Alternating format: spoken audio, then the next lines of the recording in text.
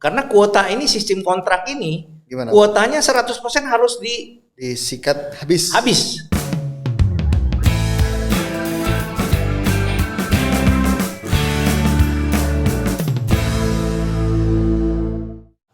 Ini yang seharusnya mungkin sistem perikanan terukur itu betul-betul terukur ya. Jangan tercukur, Pak. jadi tercukur, bahaya Ya, nih ini kalau tercukur bahaya. bahaya. Nah, kalau saya lihat ini contoh lah, misalnya selain kita terukur, ya terukur itu dalam arti menurut saya juga misalnya angka JTB ya, kuota itu kan kuota berdasarkan angka JTB. Ya. Itu ada 4 zona fishing industri yang berbasis kuota untuk komersial ya. Di zona 01 misalnya ada 473.000 ton. Oke. Ya. Kita harus membandingkan juga sebetulnya dengan existing kapasitas penangkapan kita berapa di WPP tersebut. Oke. Ya. Di WPP tersebut paling nggak nyampe 100.000, cuman 99.000 sekian GT. Oke. Nah, kalau mau ditingkatkan untuk merealisasikan, karena kuota ini sistem kontrak ini, Gimana? kuotanya 100% harus disikat habis. habis. Oke. Ya, jadi pengusaha dalam arti kalau misalnya hanya realisasi 30% atau 70%, harus bayarnya tetap 100%, Pak. Untuk PNBP-nya. Untuk PNBP-nya. Ya sistem kontrak itu kan Iya. untuk pungutan hasil perikanan ya. Oke. Jadi harus bayarnya 100%. Misalkan nih saya pengusaha, saya kontrak misalkan 100.000. Minimumnya kan 100.000 ton. 100.000 ton. Ya, kuota Oke. usahanya. Saya hanya bisa mampu selama 1 tahun itu dapat 60. Ya, Kita harus bayar 100 itu. bayar untuk 100. PNBP-nya. Ya. Kalau lebih? Kalau lebih ya denda, ada dendanya. Oke. Lebih bayar, kurang bayarnya Iya. segitu yang. Nah, justru dengan seperti itu kan konsepnya sebetulnya di konsep PP 85 2021 itu ada 3 sistem cara penarikan pungutan hasil perikanan. Pertama adalah praproduksi yang memang dari dulu sebelumnya, kedua pasca produksi, yang ketiga nih sistem kontrak. Tapi sekarang ini yang namanya izin pusat semua kan untuk wilayah ZEE 12 mile ke atas, 12 sampai 200 mile, itu kan semuanya sistem kontrak nantinya. Di zona fishing industri ini. Zona fishing industri, Sistemnya kontrak semua. Sistemnya kontrak semua. Konsesi yang Dan istilah konsesi itu ya? Betul, konsesi itu. Dan kalau misalnya yang tadi dibahas harus 100% direalisasi, gitu. Ya harus realisasi 100% istilahnya. Artinya itu kan praproduksi. Mau dapatnya berapa nggak sesuai dengan pasca produksi kan? Enggak. Yang dibayar ya harus 100.000 ton. 100.000. Iya, 100.000 ton itu. Jadi benar-benar dituntut untuk Ya, memenuhi itu. betul. Nah, terukurnya dalam arti itu menurut saya agak keliru, Pak. Kalau yang benar maksud yang diinginkan oleh Bapak? Enggak, sebetulnya kita kalau bicara mengenai sustainability, ya kan, seharusnya kan ada pengendalian, Pak. Bukan diserahkan begitu aja dan itu bukan angka statis. Jadi tetap yang menurut saya yang harus dievaluasi itu justru adalah tren dari catch per unit effort-nya. Oke. Jadi kalau misalnya hasil produksinya, hasil tangkapannya mulai menurun, itu adalah indikator. Tanda-tanda tuh. Nah, indikator harus ada pengereman. Selama dia musim menaik, itu mungkin bisa didorong untuk diberikan izin-izin yang lebih banyak. Lebih banyak. Ya. Oke. Berarti kita harus melihat itu ya Pak untuk keberlanjutan. Betul. Yang paling penting menurut saya kan selalu yang namanya target itu kan rencana, Pak. Iya. Harus membumi lah. Jadi kita harus bandingkan dengan apa yang kita miliki sekarang. Misalnya kapalnya ada berapa, gross ton net-nya totalnya ada berapa. Ya, kalau untuk mencapai itu tuh berapa kali lipat. Contoh misalnya di WPP 716-717 itu peningkatannya kalau targetnya 738.000 ton, itu harus kita tingkatkan dari yang sekarang existing. Berapa, Pak? Itu cuma 46 ribuan. 46 kita diminta untuk 700. 700. 38, artinya 16 kali lipat. Berarti kalau kita mau gitu nambah armada lagi, nambah ini lagi, dan belum tentu bisa terpenuhi. Iya, sekarang ini contoh misalnya di 718. 718 ini kita memang salah satu WPP yang paling favorit. Baik oleh penangkap ikan lokal ya, maupun yang dari dulu asing pun maunya di Arafura gitu loh.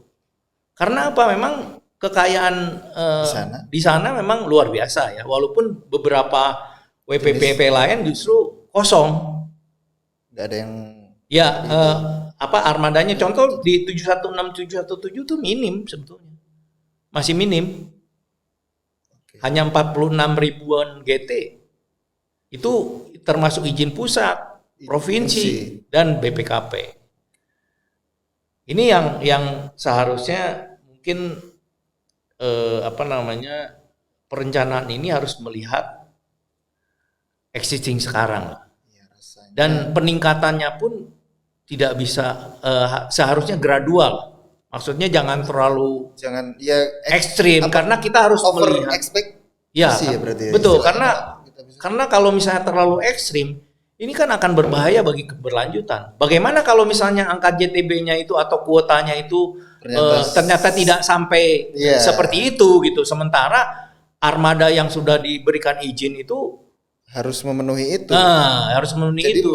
Mereka terpaksa harus mengejar target itu. Nah, dengan peningkatan yang gradual, istilahnya yang bertahap, itu dalam tahapan sekian kita bisa misalnya, wah ini udah mulai menurun nih.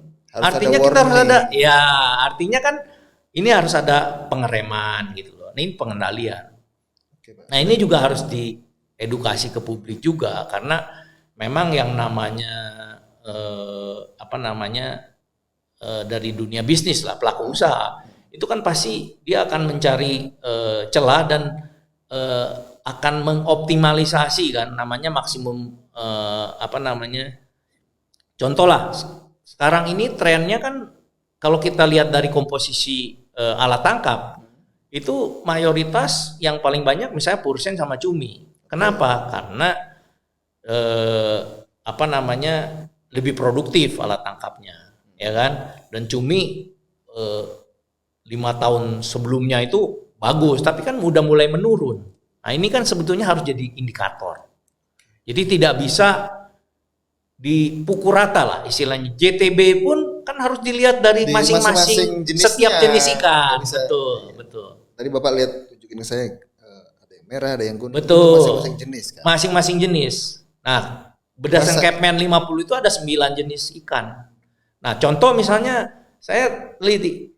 Kalau misalnya perikanan terukur ini kan yang izin pusat ini yang berbasis kuota misalnya. Itu kan JTB-nya kan pukul rata Pak ya. Pukul rata kan seluruh komoditas.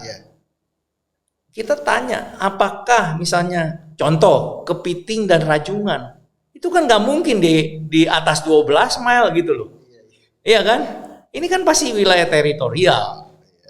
Nah, ini yang menurut saya harus dikoreksi dan harus lebih hati-hati. Jangan justru melihat dari sisi PNBP 12 triliun. Pemerintah ini dikejar target 12 triliun. Iya, seharusnya. Kalau menurut Bang seharusnya gimana ya? Apakah memang PNBP itu sudah sebesar itu gimana? Enggak, pertama menurut saya kita harus memang mempunyai kerangka acuan sebagai pedoman. Itu estimasi potensinya harus dimutakhirkan dulu. Berarti langkah pertama yang itu harus dilakukan adalah mutahirin dulu. Pemutahiran data dari yang estimasi 2017 itu sekarang harus di pemutahiran dulu lah. Kan memang ini perikanan uncertain, tapi paling tidak kalau ada pemutahiran ya yang sekarang lah yang harusnya dijadikan acuan. Walaupun itu tadi saya bilang dalam tahap peningkatan itu kita harus berhati-hati. Kalau memang masih meningkat ya kita bisa tambah gitu. Oke. Tapi kalau begitu menurun ya kita harus mulai mengerem Iya. gitu loh. Nah ini kan semuanya sebetulnya untuk apa? Untuk keberlanjutan. Kalau kalau perikanan budidaya sih oke, mau di ini ya Ya, lebih mudah lah gitu kan ya, untuk mengaturnya gitu. betul betul. Walaupun di perikanan budidaya juga tentu kalau Ada. mau sustainability ya kita harus menjaga lingkungannya, Nah, limbahnya iya, kan, sebagainya. betul dan sebagainya. Nah, kalau yang apa namanya masalah PNBP ya untuk 12 triliun itu sebetulnya kita harus pertama kali yang saya bilang harus mengacunya bukan ke PNBP tapi harus pengelolaan tadi sumber daya ikannya dulu lah. kita harus tahu dulu ikannya, Betul. stok Ada ikannya berapa yang bisa ditangkap dimutahirkan, berapa. betul. Iya. Baru kita Nanti bisa baru kita target dan itu pun nggak boleh statis, Benar, dijadikan Pak. antastatis gitu loh. Harus angka ini merupakan yang namanya estimasi potensi kan dia dinamis. Tergantung dari fishing effortnya kan, juga ikan kan terus bergerak. Jadi kita penuh dengan uncertainty, jadi sehingga kita lebih bagus kalau melihat trennya, tren hasil tangkapannya seperti apa.